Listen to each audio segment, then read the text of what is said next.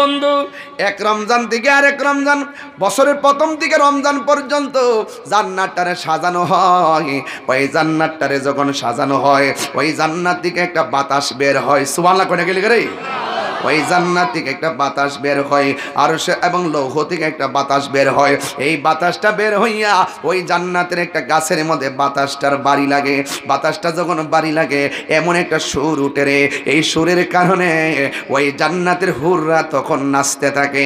আর জানালার কাছে আইসা আল্লাহরে ডাক দিয়া কই, আল্লাহ ও আল্লাহ গো, ও আল্লাহ, এত সুন্দর করে জান্নাতটা সাজাইছ, আমরা জান্নাতের খেদমতগার।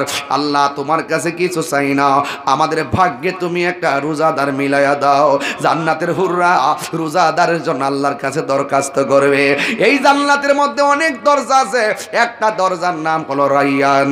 এই রাইয়ান নামক দরজা দিয়া রোজাদার ছাড়া আর কেউ ঢুকতে পারবে না। আর জবান খুলে গন্না আল্লাহু আকবার।